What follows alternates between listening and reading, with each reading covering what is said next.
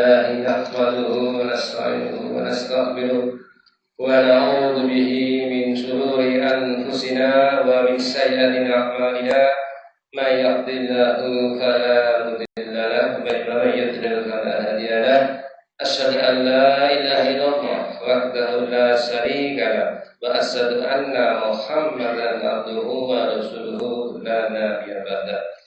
اللهم صل على محمد سيدنا الأمة والصحب الأسوة الحسنة وعلى آله وأصحابه ومن تبعهم إلى يوم القيامة أما بعد. فيا عباد الله اتقوا الله حق تقاته ولا تموتن إلا وأنتم مسلمون. قال الله تعالى في القرآن العظيم: أعوذ بالله من الشيطان الرجيم. بسم الله الرحمن الرحيم. يا أيها الذين آمنوا كونوا قوامين لله شهداء بالقسط ولا يجرمنكم شنآن قوم على ألا تعدلوا اعدلوا هو أقرب للتقوى واتقوا الله إن الله خبير بما تعملون. Jamaah sholat Jumat Masjid Baitul Arqam yang insyaallah dirahmati Allah. Pertama-tama marilah kita panjatkan puji syukur kehadirat Allah Subhanahu wa taala yang telah melimpahkan amat sangat banyak nikmat kepada kita. Sampai-sampai kalau kita hitung nikmat Allah yang diberikan kepada kita tidak dapat menghitungnya jumlahnya berapa, karena begitu banyaknya nikmat Allah yang diberikan kepada kita. Nikmat kesehatan, nikmat kesempatan, nikmat keimanan, nikmat keislaman, sehingga sampai pada hari ini Allah masih memberikan semua kepada kita bisa melaksanakan kewajiban kita sholat Jumat bersama-sama di masjid yang kita cintai ini. Mudah-mudahan segala amal kepada kita sampai pada hari ini diterima oleh Allah Subhanahu wa taala. Salat salam Allah limpahkan kepada junjungan kita Nabi besar Muhammad sallallahu alaihi wasallam, beserta keluarganya, pengikutnya, dan termasuk kita semua yang selalu menjalankan sunnah-sunnahnya. Jamaah yang berbahagia, keadilan merupakan fundament dasar yang sangat penting dalam meletakkan dan membangun sebuah peradaban. Fundament inilah yang juga diwujudkan oleh Rasulullah SAW dalam membangun peradaban yang di Madinah Al-Munawwarah, sehingga Al-Quran selalu menekankan keadilan, sebagaimana yang saya baca dari surat Al-Maidah ayat 8 yang artinya: wahai orang-orang yang beriman, jadilah kamu sebagai penegak keadilan karena Allah ketika menjadi saksi dengan adil, dan janganlah kebencianmu terhadap suatu kaum mendorong kamu untuk berlaku tidak adil. Berlaku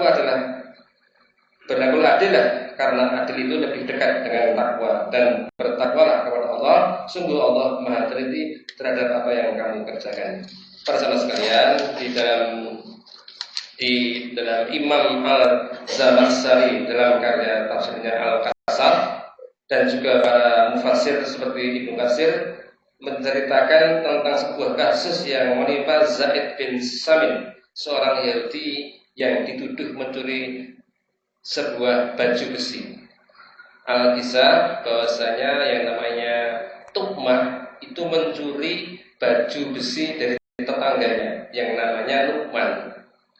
Nah, setelah mencuri dari rumahnya Luqman, baju besi itu dibawa bukan ke rumahnya yang mencuri, tapi dibawa ke sebuah rumahnya seorang Yahudi namanya Zaid bin Samin.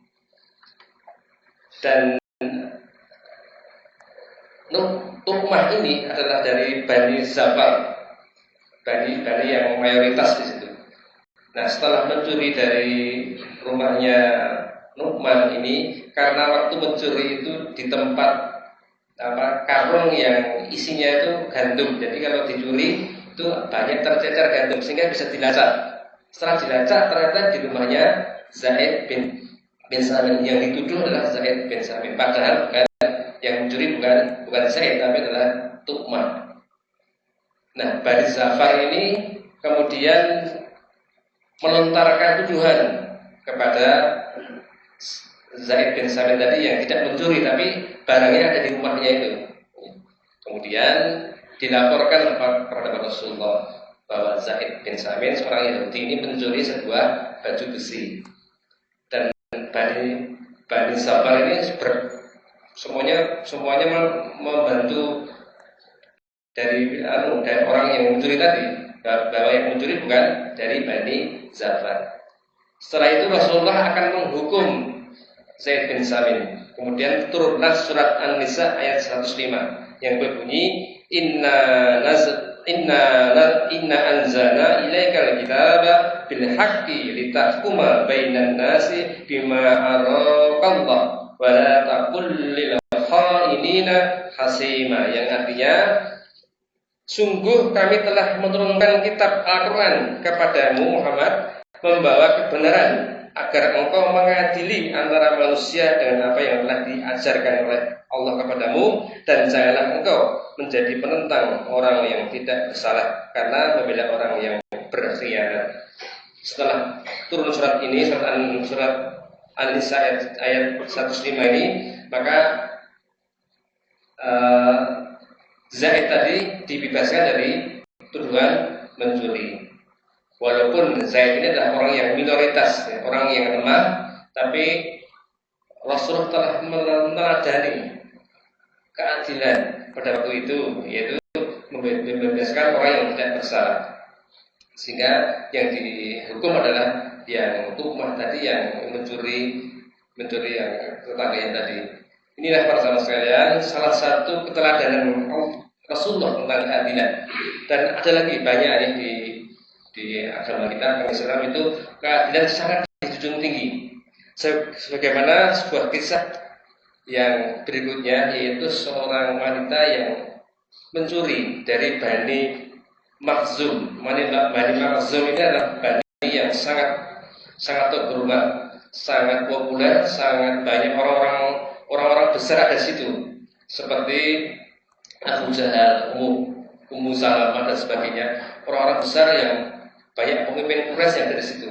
Tapi ada seorang dari Bani Makhzum ini mencuri, seorang wanita mencuri, dan nisabnya itu mencuri sudah terlalu banyak sehingga patut untuk dihukum dengan potong tangan.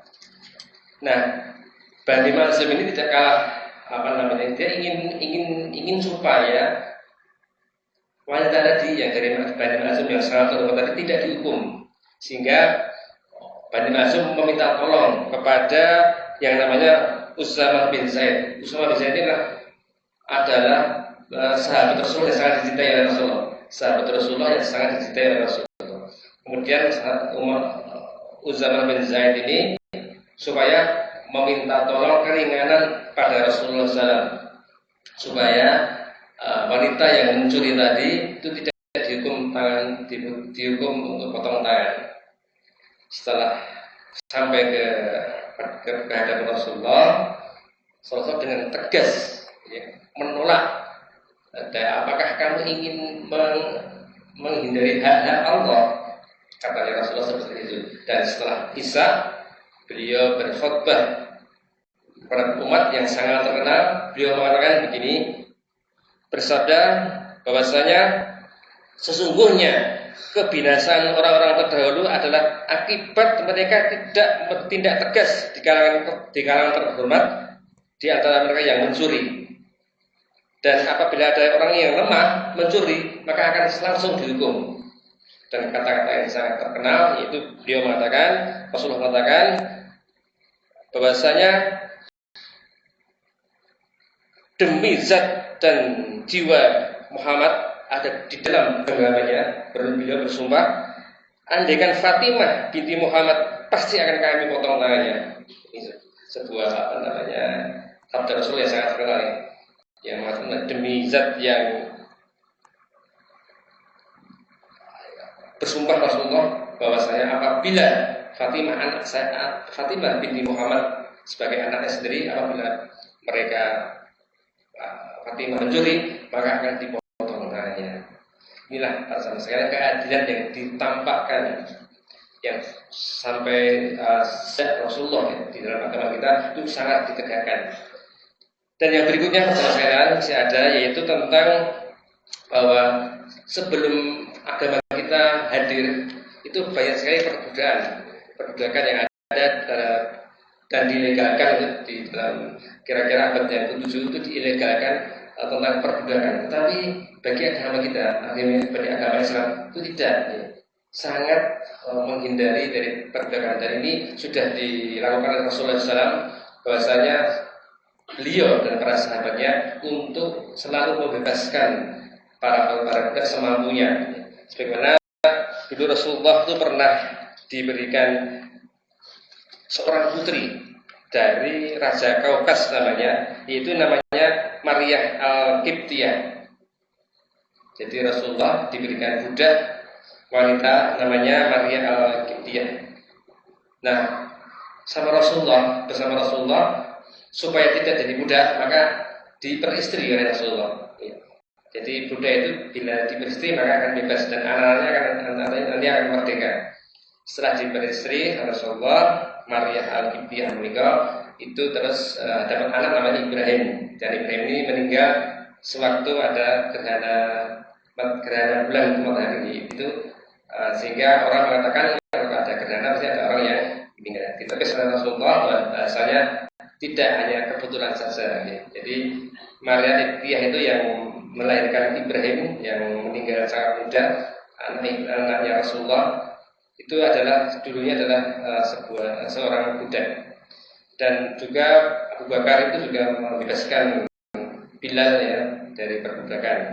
Dan juga namanya Sayyidah Suwaibah itu adalah perbudakan yang dilakukan oleh Abu Lahab. Itu adalah merupakan pernah menyusui Rasulullah. Itu juga dibebaskan oleh Rasulullah dengan berhutang dulu, ya, karena Rasulullah tidak punya uang. Kemudian bilang sama Abu Lahab bahwa saya akan membebaskan yang namanya Sayyidah Suwaibah. Itu merupakan tekad dari Islam untuk membebaskan budak, dan Rasul juga menganjurkan kepada para sahabat untuk selalu untuk selalu membebaskan budak-budak itu. Dan ini sesuai dengan surat Al-Hujurat ayat 13 yang berbunyi, ya ayyuhan nasu inna khalaqnakum min dzakarin wa unsa wa ja'alnakum syu'uban wa qabaila lita'arafu inna akramakum innallaha atqakum innallaha alimun khabir. Wahai manusia, sungguh kami telah menciptakan kamu dari seorang laki-laki dan seorang perempuan, kemudian kami jadikan kamu berbangsa-bangsa dan bersuku-suku agar kamu saling mengenal. Sesungguhnya yang paling mulia di antara kamu di sisi Allah ialah orang yang paling bertakwa. Sungguh Allah Maha mengetahui dan Maha teliti. Jadi berbudak itu dalam agama kita tidak ada.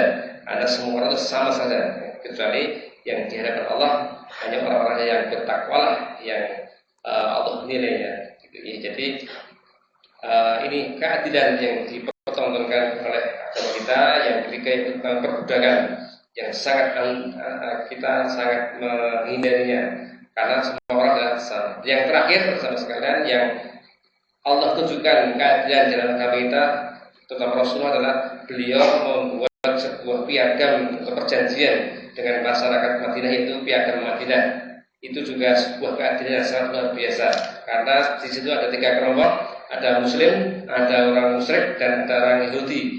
Yang orang musyrik dan Yahudi ini selalu merongrong Rasulullah, ya, karena tidak senang dengan kepemimpinan Rasulullah di kota Madinah. Kemudian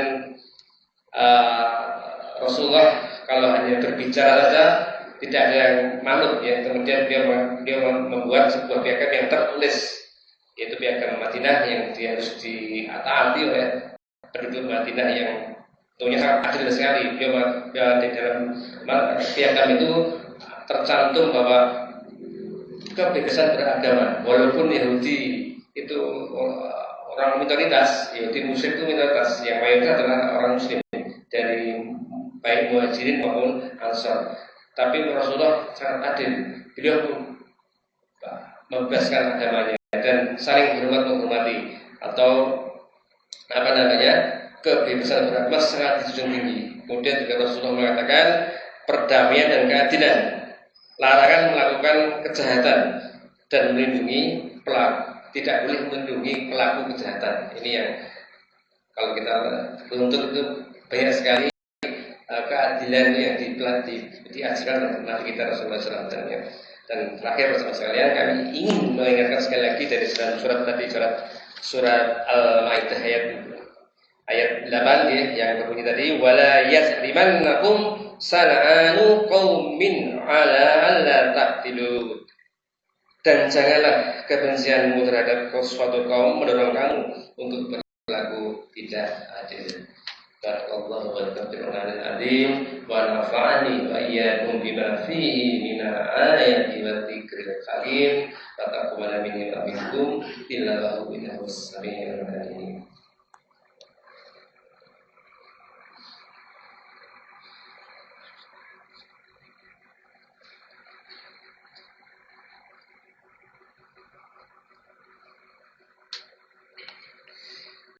Alhamdulillahilladzi arsala rasulahu bil huda wa dinil haqq liyudhhirahu 'ala dini kullihi walau karihal kafirun. Asyhadu an la ilaha illallah wahdahu la syarika lah wa asyhadu anna Muhammadan abduhu wa rasuluhu la nabiyya ba'dah. Allahumma shalli ala Muhammad sayyidil ummah wa sahibil uswatil hasanah wa ala alihi wa ashabihi wa man tabi'ahum ila yaumil qiyamah, amma ba'du. Fa ibadallah ittaqullah haqqa tuqatih wa la tamutunna illa wa antum muslimun. Qala Allah ta'ala fil Qur'anil azim, a'udzu billahi minasy syaithanir rajim. Bismillahirrahmanirrahim. Innallaha wa malaikatahu yusholluna 'alan nabi ya ayyuhalladzina amanu shollu 'alaihi wa sallimu taslima. Allahumma shalli ala Muhammad wa ala ali Muhammad kama shallaita ala Ibrahim wa ala ali Ibrahim wa barik ala Muhammad wa ala ali Muhammad kama barakta ala Ibrahim wa ala ali Ibrahim innaka Hamidum Majid. Allahumma ighfir lil muslimina wal muslimat wal mu'minina wal mu'minat al ahya'i minhum wal amwat innaka ala kulli syai'in qadir. Allahumma inna nas'aluka al-huda wa tuqa wa afafa wa ghina. Allahumma inna nas'aluka as-salamata fid din wa afiyatan fil jasadi wa ziyadatan fil 'ilmi wa barakatan fil rizqi wa tawbatan qabla al-maut wa rahmatan inda al-maut wa maghfiratan ba'da al-maut. Allahumma thabit 'alaina fi saratil maut wa najjana min an-nar wa qina hisab. Allahumma anta rabbi la ilaha illa anta khalaqtani wa ana abduka wa ana 'abdika wa wa'dika mastata'tu a'udzu bika min syarri ma sana'tu a'udzu laka bi ni'matika 'alayya wa a'udzu bi dhanbi wa fadli fa innahu la yaghfiru dhunuba illa anta. Allahumma arina al-haqqa haqqan warzuqna ittiba'a wa arina al-batila batilan warzuqna ijtinaba. Rabbana lana min azwajina wa dhurriyyatina qurrata a'yun waj'alna lil muttaqina imama. Rabbana zalamna anfusana wa in lam taghfir lana wa tarhamna lanakunanna minal khasirin. Rabbana atina fid dunya hasanah wa fil akhirati hasanah wa qina adzabannar. Subhana rabbika rabbil izzati amma yasifun. Wassalamu ala mursalin walhamdulillahi rabbil alamin.